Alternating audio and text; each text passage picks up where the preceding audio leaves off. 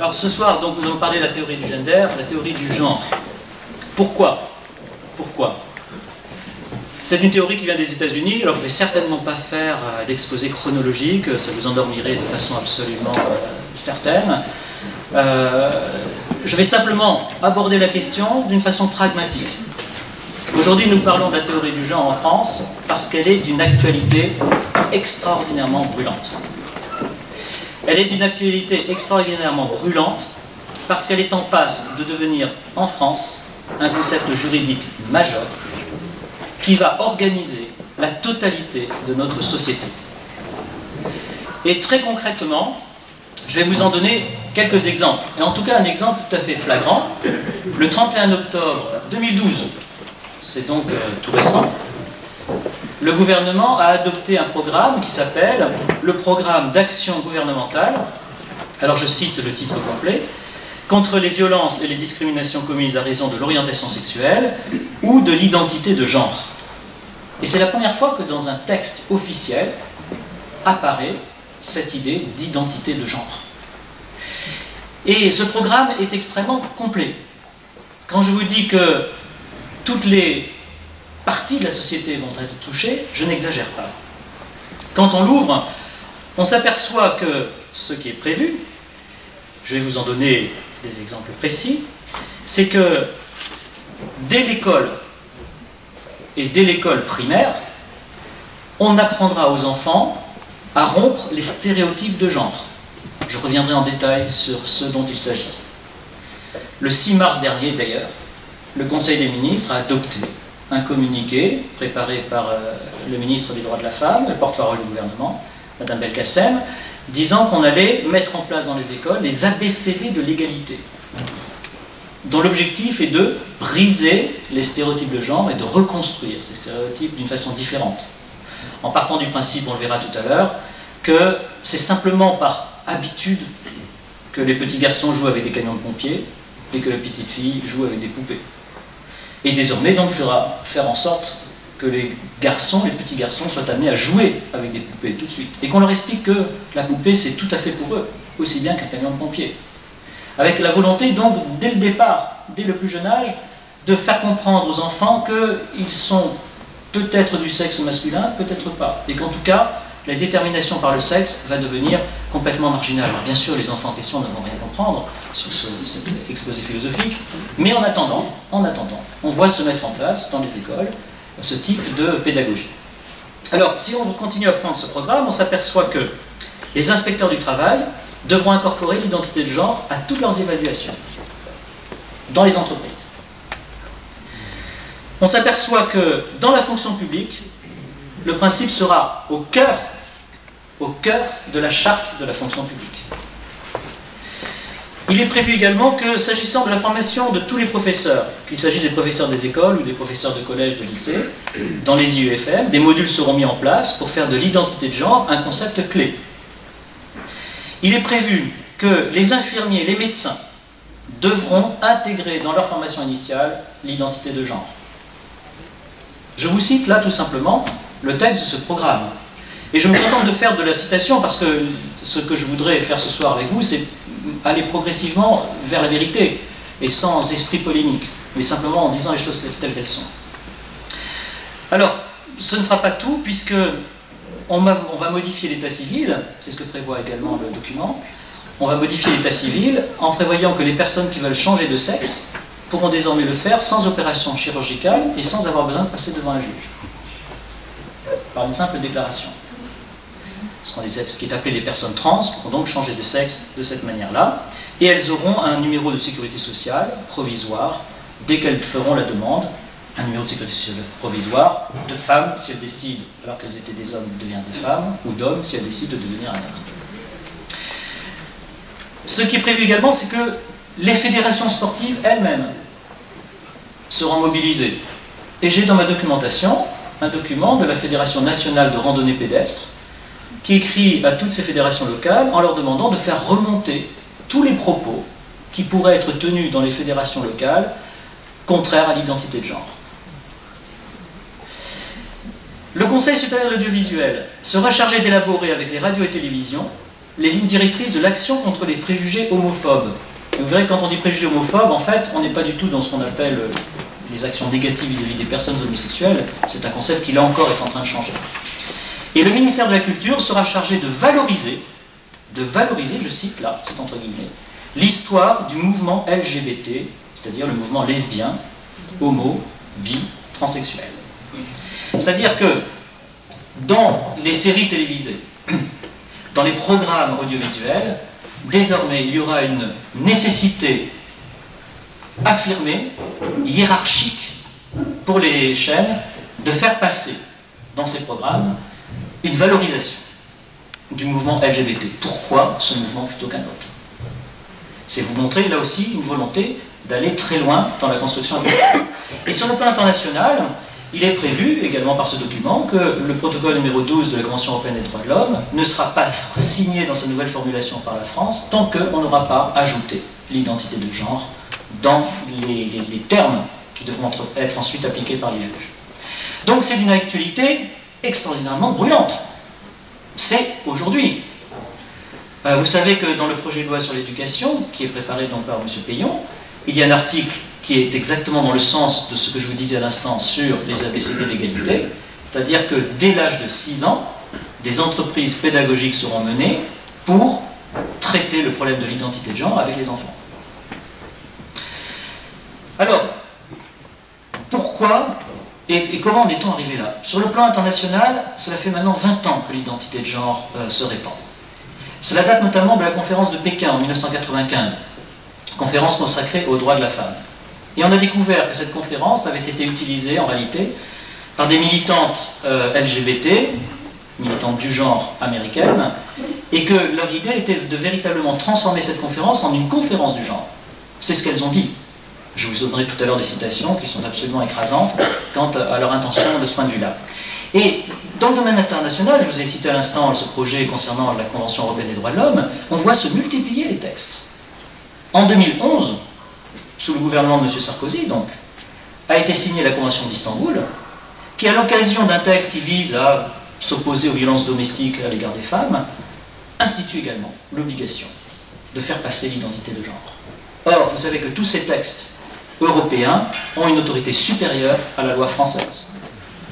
Et vous ne le savez peut-être pas, mais dans le traité de Lisbonne, le traité sur l'Union européenne, figurent également des dispositions coercitives en matière, pas seulement sociale, en matière y compris morale de ce point de vue-là, puisque la Charte des droits fondamentaux dissocie complètement l'idée de mariage, d'un mariage entre deux personnes, par exemple de sexe différent, et dit simplement tout le monde a le droit de se marier, sans préciser avec qui ni comment. Et de même, depuis 2000, et la Charte des droits fondamentaux le reprend ainsi que le traité de Lisbonne, l'Europe a pris des directives extrêmement contraignantes, disant qu'il fallait éviter toute discrimination sur l'orientation sexuelle. Et vous voyez bien que quand vous mettez à côté deux concepts comme le droit de se marier, sans aucune précision, et puis la question d'orientation sexuelle, vous avez tout de suite l'état de fait dans lequel se trouve aujourd'hui la France, avec un débat sur l'importance duquel je n'insisterai pas, puisqu'il fait la une depuis des mois et des mois dans un certain nombre de journaux. Donc vous voyez, quelque chose d'extrêmement prégnant, et si je cite le traité sur l'Union européenne, c'est parce qu'il faut que vous compreniez là aussi que même la Constitution française sera impuissante pour s'opposer à ce phénomène si nous ne prenons pas conscience de ce qu'il représente. Avec le traité de Lisbonne, le droit communautaire s'impose à la Constitution française. C'est-à-dire que même si vous prenez par référendum un texte, ici, en France, en affirmant quelque chose sur un élément du droit communautaire, eh bien, ce texte, y compris adopté par référendum, sera écarté d'un geste de la main par la Cour de justice de l'Union européenne, qui dira que dans le traité de Lisbonne, il est écrit en toutes lettres que la constitution des États est désormais subordonnée au droit communautaire. Donc, nous sommes confrontés, si j'ose dire, à quelque chose qui ne va pas pouvoir être laissé dans l'oubli. Alors, de quoi s'agit-il? Qu'est-ce que la théorie du genre? Ou plus exactement, qu'est-ce que l'idéologie du genre? Il y a deux précautions tout d'abord à prendre. Première précaution, ça n'a rien à voir avec l'homophobie. C'est-à-dire que la lutte contre les problèmes d'identité de genre, ça n'a aucun rapport avec la lutte contre l'homophobie. Qu'est-ce que c'est que l'homophobie? Si on prend les termes tels qu'ils doivent être pris. L'homophobie, c'est avoir une attitude négative envers les personnes faire peser sur les personnes des refus qui seraient fondés uniquement sur le fait que ces personnes sont homosexuelles. Ça, c'est l'homophobie. Avec l'identité de genre, ce n'est plus du tout cela qui est en cause. Et vous le verrez parce que j'en ferai la démonstration. L'homophobie va être conçue simplement comme la manifestation de gens qui continuent à penser que les sexes sont différents et que quand on est un homme, on est un homme et quand on est une femme, on est une femme. Et donc, lorsque on lutte pour mettre fin à des difficultés liées à l'identité de genre, ça n'a rien à voir avec une lutte contre l'homophobie, c'est simplement quelque chose qui veut faire rentrer dans les esprits une autre vision de la société. Ça n'a rien à voir non plus avec le féminisme. Le féminisme, c'est, tel qu'on l'a conçu, le fait d'assurer aux femmes un traitement égal avec celui que les hommes peuvent recevoir. Situation égale dans le travail, salaire égal. Situation égale dans la société, salaire égal ou traitement égal. L'identité de genre, ça n'a plus rien à voir avec ça, et je vais vous en donner deux exemples. Des exemples qui sont assez frappants. Vous savez que jusqu'au début des années 2000, les femmes fonctionnaires, et je crois qu'il y a des enseignants ici, les femmes fonctionnaires pouvaient prendre leur retraite avec jouissance immédiate au bout de 15 ans. Retraite proportionnelle, certes, c'est-à-dire calculée en fonction du temps passé au travail, mais retraite avec jouissance immédiate. Et donc, si elles avaient 3 enfants, bien sûr, excusez-moi, j'allais le rajouter. Si elles avaient eu 3 enfants, sinon ça n'avait pas de rapport. Donc les femmes fonctionnaires pouvaient prendre leur retraite avec jouissance immédiate, dès lors qu'elles avaient eu 3 enfants, retraite proportionnelle. La Cour de justice de l'Union européenne a rendu un arrêt en disant « ça c'est intolérable que ce soit réservé aux femmes. C'est une rupture d'égalité. » Et que s'est-il passé? On a supprimé cet avantage pour les femmes.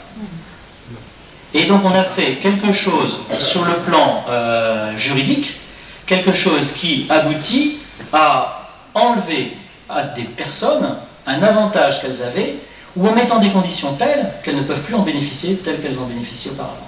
C'est faux. Alors je vais revenir après, je répondrai à votre question.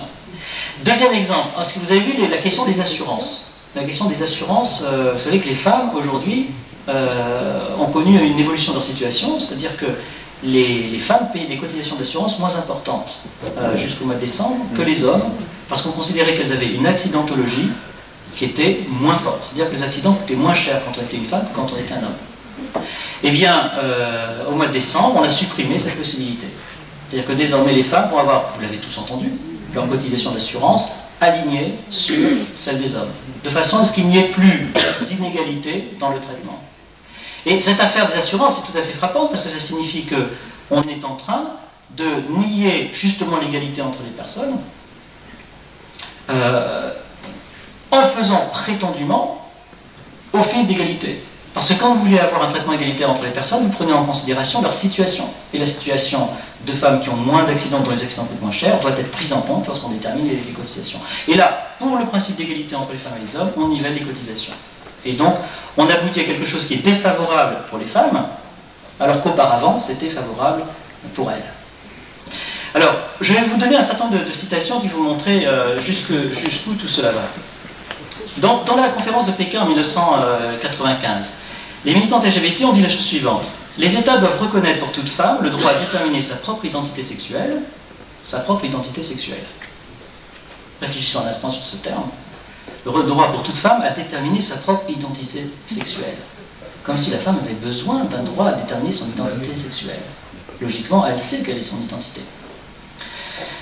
Alors après, il y a d'autres choses qui sont, à première vue, moins délicates à comprendre. Le droit à contrôler son corps, tout particulièrement au moment d'établir des relations d'intimité. Le droit de choisir selon les cas quand et avec qui engendrer et élever des enfants. Quand et avec qui engendrer et élever des enfants. Il s'agit de droits fondamentaux pour toute femme, sans distinction d'orientation sexuelle. On voit déjà apparaître là ce terme d'orientation sexuelle. Une autre militante ajoute la chose suivante. Elle dit, il faut bien prendre conscience que désormais, il n'y a plus de sexe. Il n'y a plus deux sexes. Il y en a 5. Il y a les femmes homosexuelles, les femmes hétérosexuelles, les hommes homosexuels, les hommes hétérosexuels et les bisexuels. Ce sont les 5 sexes désormais qui existent. Ce sont les 5 sexes qui existent désormais.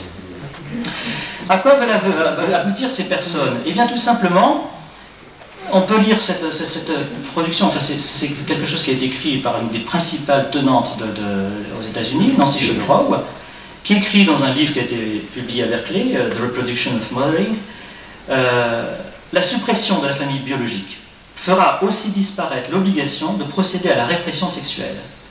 L'homosexualité masculine, le lesbianisme et les relations sexuelles extra-matrimoniales ne doivent plus être considérées de manière libérale comme des options alternatives, hors du pouvoir de réglementation de l'État. Au lieu de cela, même les catégories d'homosexualité et d'hétérosexualité seront abandonnées. L'institution même des relations sexuelles où l'homme et la femme exercent un rôle bien déterminé disparaîtra.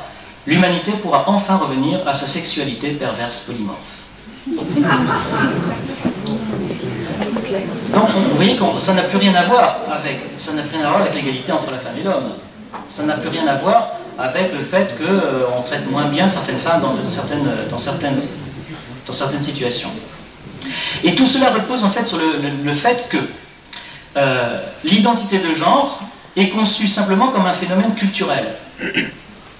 Un phénomène culturel qu'il faut briser parce que c'est une construction purement artificielle. Cela va très loin parce que dans cette recherche de nouvelle nature humaine, on voit par exemple des militantes qui se sont posées la question de savoir ce qu'il fallait faire pour les femmes qui souhaitent élever leurs enfants et qui souhaitent par exemple élever leurs enfants chez elles.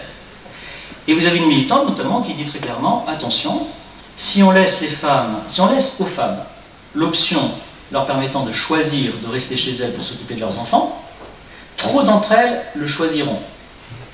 Trop d'entre elles le choisiront. Il faut donc le leur interdire. Il faut donc le leur interdire. Et quand on creuse encore l'ensemble des citations, on s'aperçoit que même dans ce que vous avez sous la main, très facilement, vous tombez sur de telles définitions. Vous avez par exemple le Wiktionnaire. Le Wiktionnaire, qui est sur Internet très facilement à disposition de tout le monde, vous fait la définition suivante. L'identité de genre est le sentiment profond d'appartenance à une identité féminine, masculine ou autre, indépendamment des caractéristiques biologiques, notamment les productions hormonales et les organes sexuels.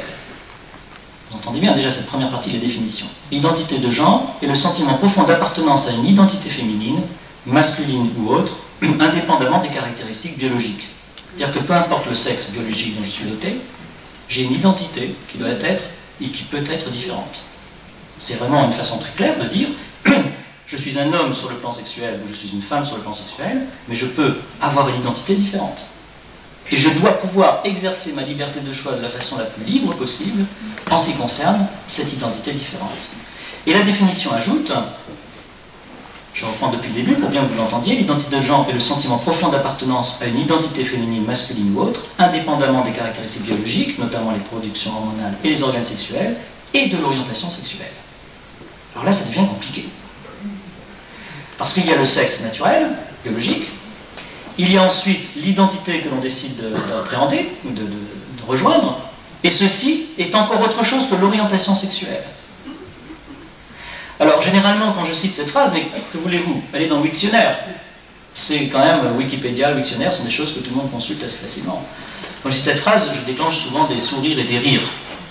Pourquoi? Parce que si nous allons jusqu'au bout de ce qui est écrit, concrètement, ça veut dire que moi, homme, je peux décider d'avoir une identité féminine.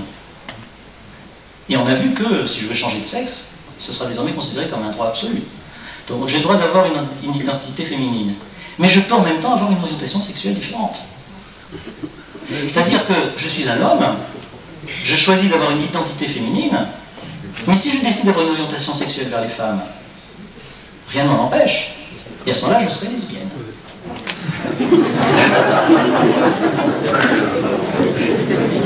Je ne vois pas comment éviter cette conclusion. Je me contente de citer exactement ce que vous avez sous les yeux.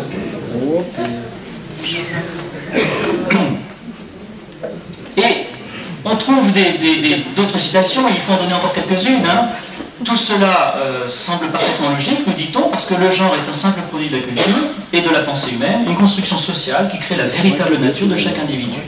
Donc à partir du moment où on crée par la société le sexe, le genre, eh bien on peut le déconstruire et on peut effectivement faire ce qu'on veut. On peut effectivement faire ce qu'on veut. Cela touche également le problème de la filiation. Alors auparavant, il y a quand même une citation qu'il faut que je vous donne, elle est de Caroline Mécari. Caroline Mécari, vous savez, c'est une grande avocate qui est très présente sur les plateaux de télévision et qui défend avec acharnement la théorie du genre, entre autres. Eh bien, le 11 septembre dernier, elle était au Sénat avec M. Borillo, notamment, M. Héribon, Et elle a fait la déclaration stupéfiante suivante. Elle a fait la déclaration consistant à dire « La relation naturelle entre un homme et une femme, c'est une violation de l'amour, c'est une violation des droits de l'homme. » Je répète cette phrase. La relation naturelle entre un homme et une femme, c'est une violation de l'amour, c'est une violation des droits de l'homme. Monsieur Bourguillot, à la même tribune, faisait allusion à la filiation. Et il a indiqué de façon très très claire, et ça a été dit par le rapporteur, d'ailleurs à l'Assemblée nationale récemment, à propos du projet de loi sur les personnes, le mariage des personnes de même sexe, il faut en finir avec la filiation biologique. La filiation biologique, c'est terminé. Madame Belkacem, d'ailleurs, l'a dit récemment, en tant que porte-parole du gouvernement. La filiation biologique n'a plus lieu d'être. Et en fait, ce qui doit aboutir, ce qui doit advenir, c'est une filiation sociale. Une filiation sociétale, en quelque sorte. C'est-à-dire que c'est moi qui vais décider de qui je suis le père. Et je peux décider d'être le père de quelqu'un d'autre que mon propre fils. Il y a une sorte d'exaspération, en quelque sorte, de la possibilité, au regard de l'enfant, d'être libre de son choix, qui va jusqu'à nier totalement l'idée d'une filiation biologique. Et on trouve d'ailleurs des manifestations de cela dans des domaines qui sont apparemment un peu lointains, mais qui sont en réalité expressifs de cette déformation d'esprit. Lorsque vous avez des personnes qui veulent par exemple avoir un titre de séjour, qui viennent de l'étranger, très souvent dans les contentieux qui se nouent, on voit la revendication d'une paternité par reconnaissance. Et on voit des dossiers dans lesquels les personnes qui font cette reconnaissance de paternité reconnaissent parfois l'enfant 15 ans après la naissance de l'enfant, sans qu'il y ait aucune trace de la vie commune avec la mère, sans qu'il y ait aucune trace, dans la plupart des cas, de l'entretien de cet enfant par cette personne. Et très souvent, pas toujours, parce qu'il y a des officiers d'état civil qui veillent au grain, et donc ça part chez le procureur de la République quand c'est nécessaire, mais pas toujours, malheureusement. Et bien très souvent, on se borne à prendre en compte une reconnaissance de paternité, et ça suffit. Et vous avez des personnes aujourd'hui qui reçoivent des titres administratifs simplement parce qu'elles ont dit « je suis le père de cet enfant » sans qu'on ait aucune trace, sans même qu'on prenne la précaution de faire un test sanguin. Pourquoi? Parce qu'il y a une sorte de mouvement psychologique qui s'est créé où finalement, encore une fois, la filiation ne doit plus nécessairement être logique. À l'extrême, c'est presque aussi intéressant et important que la personne dise « je suis le père, je reconnais être le père, je veux l'être », qu'il le soit véritablement, sur le plan naturel. Sur le plan naturel. Voilà un petit peu donc ce qu'est cette théorie du genre. Il faut bien comprendre que l'idée qui est derrière tout cela, ça n'est pas du tout quelque chose de fumeux. Il m'est arrivé de faire des conférences et puis d'avoir des réactions consistant à dire mais comment peut-on croire un instant à tout cela? Comment peut-on prendre en sérieux ces développements? Il va de soi qu'il suffit de dire ce que vous venez d'annoncer pour que tout le monde tourne la tête en disant j'ai affaire à des gens qui sont absolument pas sérieux, qui peut croire un instant à cette indifférenciation absolue des sexes? Eh bien, la dernière fois que j'ai fait une conférence dans un milieu juridique, j'ai eu des réactions de ce type. C'est-à-dire des magistrats qui se sont dit mais écoutez, c'est tellement ahurissant ce que vous nous racontez que personne ne peut le prendre au sérieux. Et puis j'ai eu d'autres magistrats qui se sont levés, un ou deux, minoritaires, en disant mais pas du tout. C'est une théorie très sérieuse. C'est une théorie à laquelle nous adhérons. Et donc, ne pensez surtout pas qu'il s'agit d'idées qui sont tellement iconoclastes qu'on ne peut pas leur prendre au sérieux. Dites-vous bien que c'est quelque chose qui est en marche. Et je vais vous donner aussi quelques illustrations qui sont amusantes. J'ai un article de l'Express sous les yeux. Un article de l'Express qui est très intéressant parce que j'ai appris en lisant cet article, c'est un article qui date du 16 mars 2013, pour ceux qui voudraient avoir des références précises. Et on apprend que les ministres actuellement suivent des cours sur la théorie du genre. Et alors ces cours sont donnés par Caroline de Haas. Et alors l'Express nous dit cette dame est très en pointe sur le sujet depuis longtemps, elle a un fort caractère, elle impressionne les ministres, puisque les ministres disent Caroline, on la reçoit bien et on fait attention, sinon on se prend une dégelée dont on se souvient longtemps. Un ministre qui parle comme ça, cette personne qui lui fait un cours sur le genre. Et cette personne, elle a fondé une association qui s'appelle Oser le clitoris. C'est ce qui lui a donné une certaine célébrité. Donc aujourd'hui, nos ministres suivent des cours sur le genre, faits par une personne et qui a fondé une association qui s'appelle Oser le clitoris. Pourquoi pas? C'est quand même c'est quand même un petit peu étonnant que nos ministres en soient. Et alors ce qui est intéressant, c'est la réaction de Pierre Moscovici, nous dit l'Express. Pierre Moscovici n'a pas caché à Bercy l'ennui que suscitait en lui l'exercice.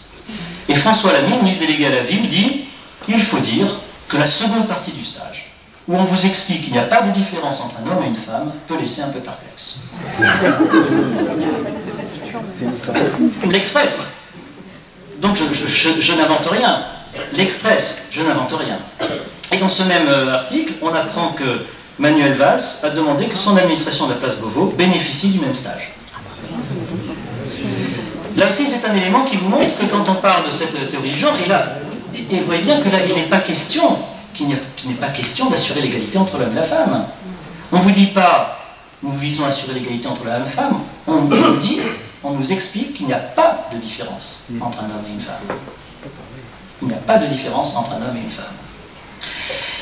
Alors, ce que visent les tenants de cette théorie, et je vais un peu vite et je répondrai à vos questions, c'est à bouleverser totalement les codes de la société.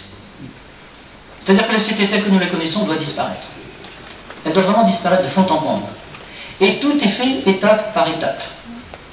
Vous avez une personne qui est célèbre aux États-Unis, qui s'appelle Gillian Keenan, qui a publié sur un site qui s'appelle Slate.com aux États-Unis, un document récent dans lequel elle dit « La prochaine étape pour nous, hein, je pourrais vous donner des références, la prochaine étape pour nous, c'est la polygamie. » Mais attention, pas la polygamie au sens où l'entendent les musulmans, par exemple.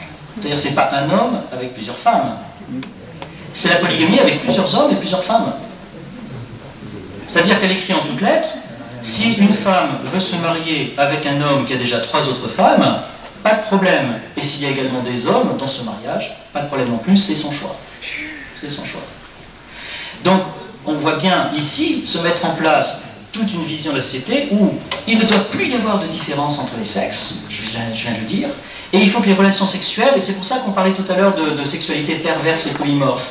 Quand on dit sexualité perverse, on entend parler d'une sexualité qui est retournée par rapport à ce que nous avons l'habitude de connaître. Et polymorphe, ça veut dire de toute forme.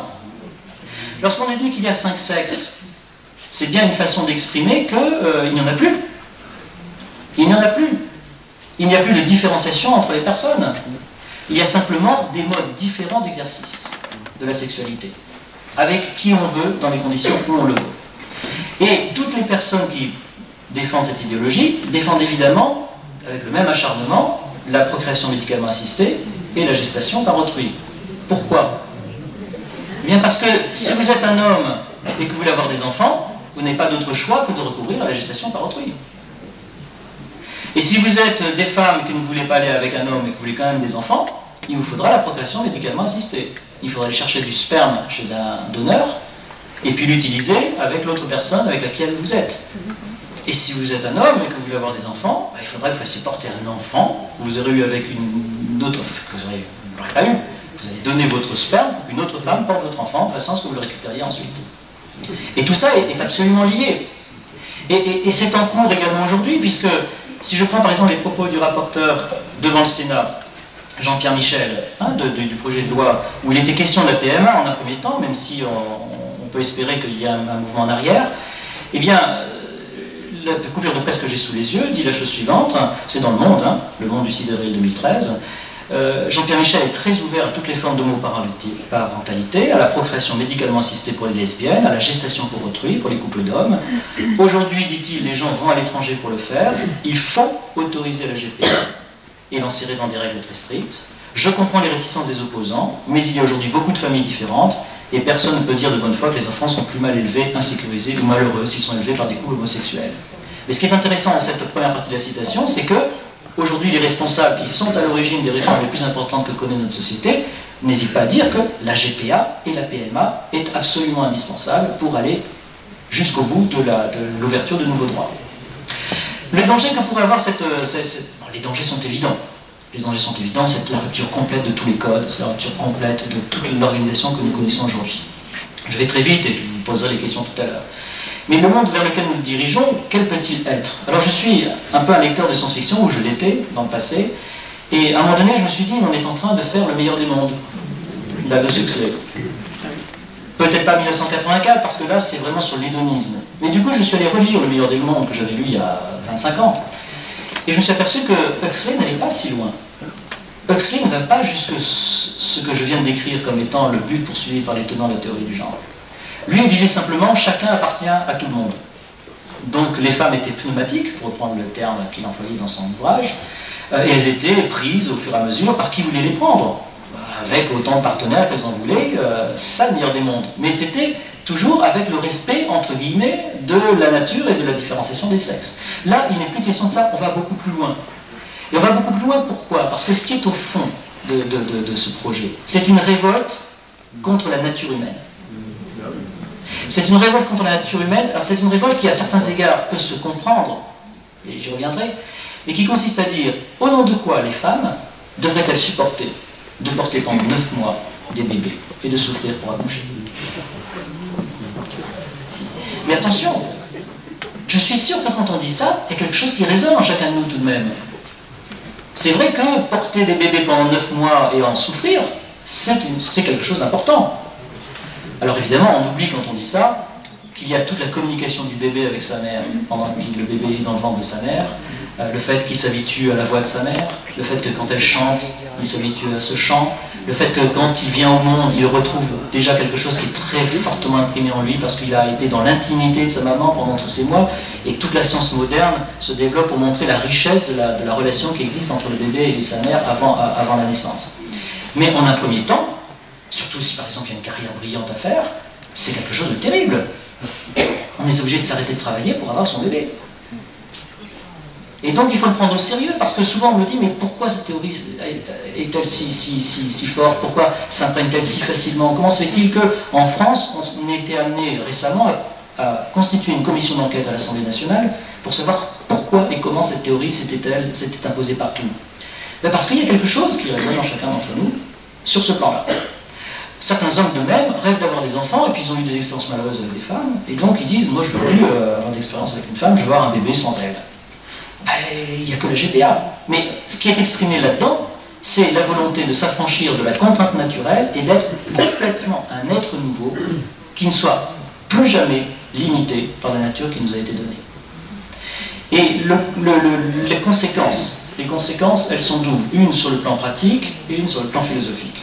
Sur le plan pratique, la conséquence, c'est que notre société, si nous laissons faire cela, va s'orienter vers cette déformation. Petit à petit. Le fait, par exemple, qu'on remplace progressivement le congé de maternité par un simple congé parental, le fait qu'on considère que les hommes aient les mêmes droits à congé que les femmes, alors que les femmes ont porté des enfants et pas eux, si vous y réfléchissez un instant, c'était quelque chose qui est tellement présent dans tous les médias que plus personne ne se pose la question. On estime que c'est l'égalité qui va de soi. Mais il y a quand même quelque chose de choquant dans cela.